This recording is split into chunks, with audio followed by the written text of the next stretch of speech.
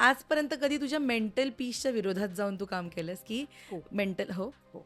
एक शो मी करत होते, हिंदी शो होता आणि कुठलाच शो मला असं नाही वाटत की तो लवकर बंद व्हावा.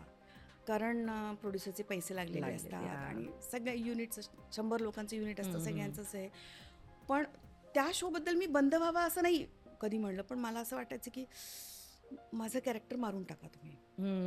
मी नाही एन्जॉय करू शकत आहे, मला नाही आवडत आहे जे मी करते ते.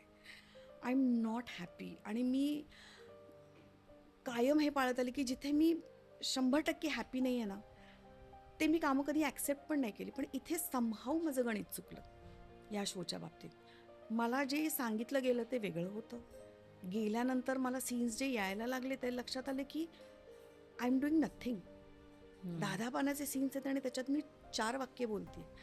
मी नुसतं स्क्रीनवर दिसणं, आता माझ्या करिअरच्या या स्टेजला मला ते नाही इम्पॉर्टंट. करेक्ट मी त्या स्टोरीमध्ये मी काय कॉन्ट्रीब्यूट करते, त्या सीनमध्ये मी काय कॉन्ट्रीब्यूट करते, करेक्ट माझ्या कॅरेक्टरमुळे काय घडते त्या सिरियलच्या एपिसोडमध्ये आणि त्या स्टोरीमध्ये, हे माझ्यासाठी इम्पॉर्टंट आहे. तेवढा एकच शो आणि अनफॉर्च्युनेटली तो शो 7-8-9 महिन्यात तो बंदही झाला. ओके तेवढं तू केलंस पण पण काम केलं, पण सोडला केलं, नाहीस मध्ये. शेवटपर्यंत केला. म्हणलं ना, ते कमिटमेंट ते मनात आहे की आपण नाही असं वागू शकत. खरंय खरंय. आणि ना जेन्युअनली म्हणजे आत्ता सगळेजण बोलायला लागलेत की नथिंग बियॉन्ड माय मेंटल पीस किंवा माझी मेंटल स्टेबिलिटी खूप महत्त्वाची आहे आत्ता सांभाळणं, कारण त्या किती काही झालं तरी तुमची बॉडी नंतर रिॲक्ट करते. हो. राईट. तू किती लक्ष देतेस तुझ्या मेंटल हेल्थकडे, मेंटल स्टेबिलिटीकडे? कारण सगळी गणितं वेगळी आहेत. आता डेली सोपची गणितं वेगळी आहेत, तुम्ही नाटक करायला जा त्याची कमिटमेंट एक वेगळी आहे. या सगळ्यामध्ये आपल्याला आपलं एक घरसुद्धा आहे, आपलं एक आयुष्य आहे जे जगायचं आहे. तू या सगळ्यातनं तू किती प्रायोरिटाईज करतेस मेंटल हेल्थ आणि आत्ता त्याच्यासाठी एफर्ट्स घेतेस ॲट पीस ठेवायला ते? हो, नक्कीच. मी आमच्या घरी वातावरण ना, माझ्या नवऱ्याला व्यायाम भयंकर आवडतो.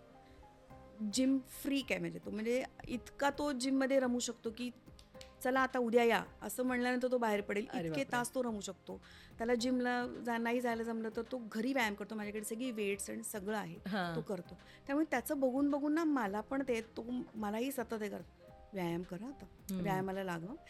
हे सतत मी अनुभवलेलं असल्यामुळे ना,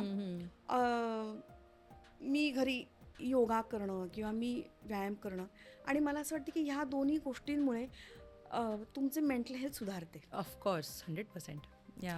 म्हणजे शूटिंग सुरू असताना सकाळी मी 6 वाजता माझ्याकडे घरी योगा टीचर यायची.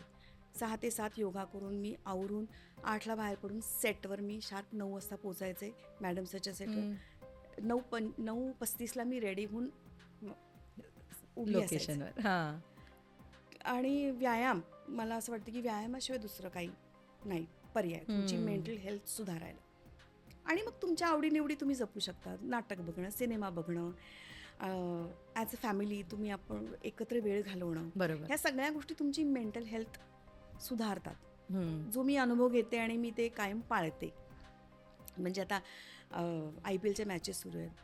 आम्ही काही क्रिकेट वेळी नाही आहोत दोघंही, पण आम्ही दोघंही छान मोठा स्क्रीन लावला आहे आमच्याकडे, प्रोजेक्टर आहे, त्याच्यावर मस्तपैकी आम्ही मॅच बघत बसतो. आता मॅचेस पण आवडायला लागल्यात, क्रिकेट पण आवडायला लागलं त्यामुळे. तर हे आम्ही पाळतो की दोघंजण आहोत तर एखादी वेबसिरीज एकत्र बघितली. माझी मुलगी आली, ती बाहेर असते शिकायला, ती आली की तिच्याबरोबर वेळ, तुला काय करायचं आहे, आपण बाहेर जायचं आहे, कुठे जेवायला जायचं आहे, कुठे फिरायला जायचं आहे, एक फॅमिली ट्रिप करायची आहे, आणि शेतात जायचं आहे, आमची शेती आहे कराडला खूप, त्यामुळे शेतात जायचं. हे सगळं आम्ही पाळतो. मला असं वाटतं की हे ॲज अ फॅमिली बॉन्डिंग पण वाढवतं आणि तुमची मेंटल हेल्थ पण स्ट्रॉंग करतं.